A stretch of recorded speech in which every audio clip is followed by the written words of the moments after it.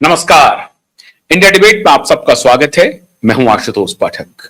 मित्रों, judicial reform को लेकर के लगातार देश में चर्चाएं चल रही हैं अलग अलग हलकों में, लेकिन एक खत जो पिछले दिनों हमारे ही कार्यक्रम में सबसे पहले हमने दिखाया था और उस खत के बाद पावर गैलरी में बड़ी चर्चा शुरू हो गई है। लेकिन अब एक और 15 सूत्री डिमांड ऐसा आया है जिसको लेकर के सरकार के भी हाथ पांव फूल रहे हैं और जुडिशरी के भी हाथ पांव फूल रहे हैं। लेकिन वो 15 डिमांड अगर पूरे हो जाएं तो देश में न्यायिक प्रक्रिया का कायाकल्प हो जाएगा और देश में आम नागरिकों की जो न्यायिक आवश्यकता है उसकी पूर्ति होगी और देश में न्याय संपूर्ण रूप से समाज में बहाल होगा, हमारा समाज न्यायपूर्ण हो सकेगा। इसके तरफ ये 15 सूत्री डिमांड अब जो प्रकाश में आया है इस पर चर्चा आम हो गई है। तो ये 15 सूत्री डिमांड है क्या?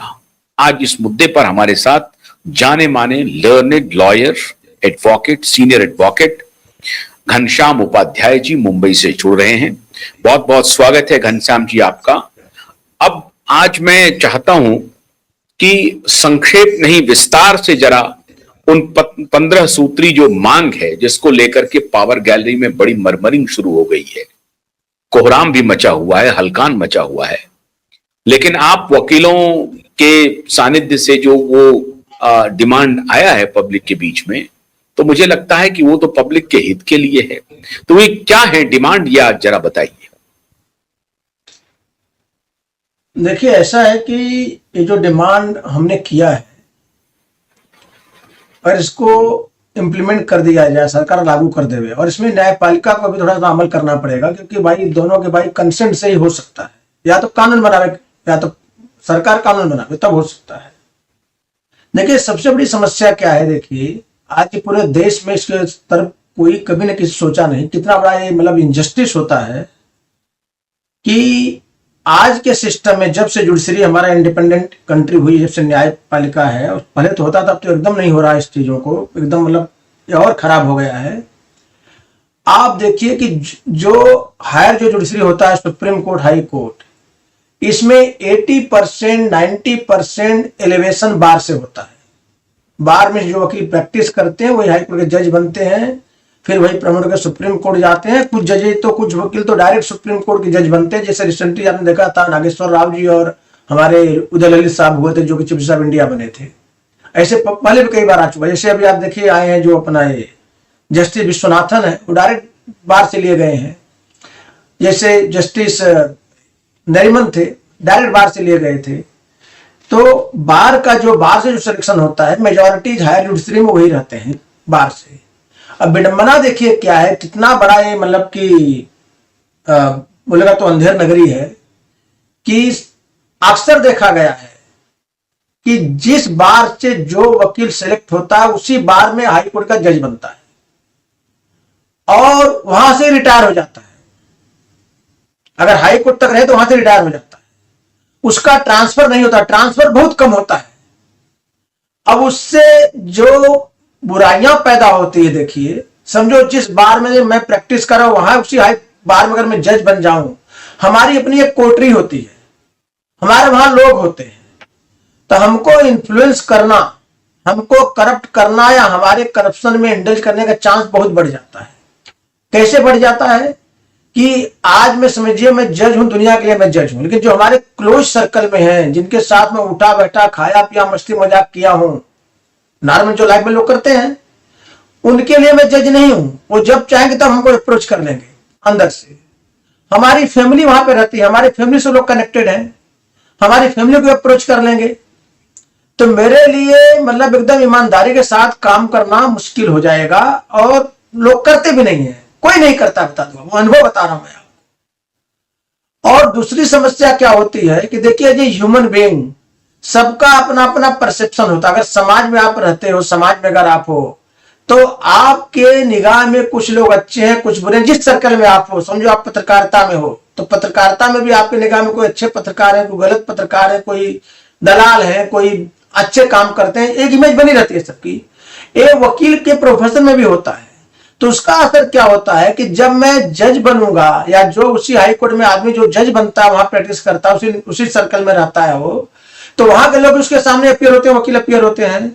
तो उसका जो सबकॉन्शियस माइंड में उसका जो बायस अप्रोच रहता है, किसी को फेवर करना, किसी को डिसफेवर करना, वो ऑटोमेटिक होता है। जैसे समझो हम, जो आदमी जज बना, उसके निगाह में कोई वकील गया और उसको लगा ये तो वकील बदमाश है, ये तो वकील कुछ भी नहीं गया, तो उसके दिमाग में उसके पहले से बैठा हुआ है। उस वकील को अच्छे ढंग से वो नहीं सुनेगा ना, तो उसको रिलीफ देगा। वो काम करता ही करता है, जो बायस अप्रोच होता है, और कई बार सब कॉन्शियस माइंड में होता है।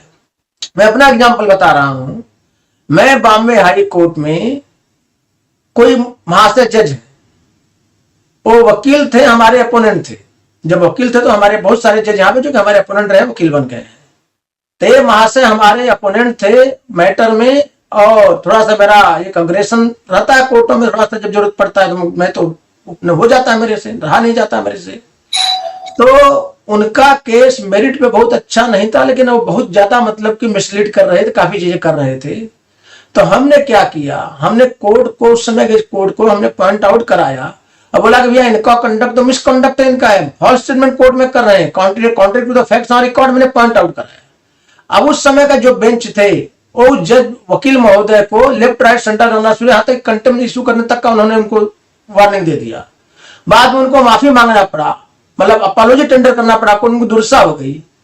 अब वो महाशय क्या किए कि पहले हमसे हाई लो करते थे, बाद में हमसे हाई लो करना बंद कर दिए। जैसे घटना घटी उसके बाद हमसे बातचीत करना बंद कर दिए। कट हो गया क्या भाई आशुतोष जी? नहीं नहीं, बिल्कुल नहीं। अच्छा, दिख नहीं रहा आपका। तो मेरे से क्या है, जो देख के मुस्कुराते थे, बहुत क्लोज तो नहीं थे, मेरे से बातचीत करना बंद कर दिया। मैं बोला कोई बात नहीं, सबका अपना अपना नेचर होता है। वो महाशय जज बन गए बॉम्बे हाई कोर्ट में, और आज भी सिटिंग जज हैं। जब वो जज बन गए तो उसी टाइम हमको लगा कि ये तो हमको ट्रबल क्रिएट करेंगे। और आपको बता रहा हूं, जो मेरा एक था, एक एप्रीहेंशन था, वो एप्रीहेंशन मेरा करेक्ट साबित हुआ। उनके सामने जब मेरा मैटर आया, 2-4 बार प्रयास किए हमको ह्यूमिलिएट करने का, कुछ करने का, लेकिन जब मैं उनको थोड़ा सा अपने हिसाब से हैंडल किया, और बाद में मैंने चीफ जस्टिस को लिखा कि भैया देखिए इनका ऐसा रिकॉर्ड है, हमारे सामने अपीयर हुए थे, इस कारण से इस तरह से रखते हैं। तो ये समस्याएं, मैं एक एग्जाम्पल आपको बताया, ऐसे बहुत सारी घटनाएं घटी हैं, बता दूं। ऐसे एक जज का नहीं, और जज का भी हमारे साथ हुआ है, तो ऐसे बहुत लोगों के साथ होता है। तो ट्रांसफर पॉलिसी, पहला मेरा डिमांड है कि आज के जो ट्रांसफर का जो 100% ट्रांसफर पॉलिसी एप्लीकेबल होता है, वो होता है लोअर जुडिशियरी में। जैसे डिस्ट्रिक्ट कोर्ट में मजिस्ट्रेट को ट्रांसफर किया, डिस्ट्रिक्ट जज को ट्रांसफर किया था, भाई हाई कोर्ट जजेस को नहीं ट्रांसफर किया जाएगा।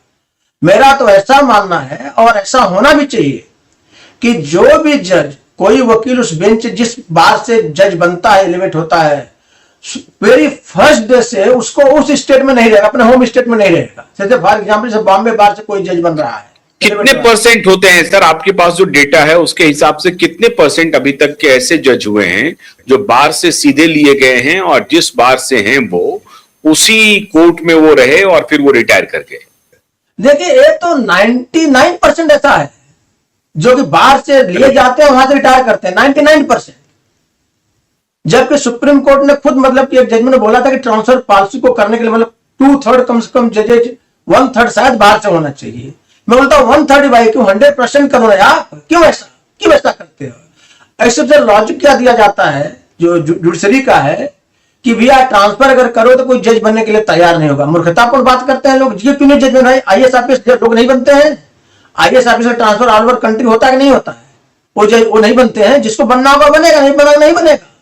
आप उसी जगह रह के करप्शन करो, बैठो, फेवरेटिज्म, नेपोटिज्म करो। और दूसरी समस्या जज नहीं बनते हैं मतलब जज बनना नहीं कोई चाहते हैं क्या? जज की तो इतनी कुर्सी खाली है साहब, उनका ऐसा, ये कौन सा लॉजिक है?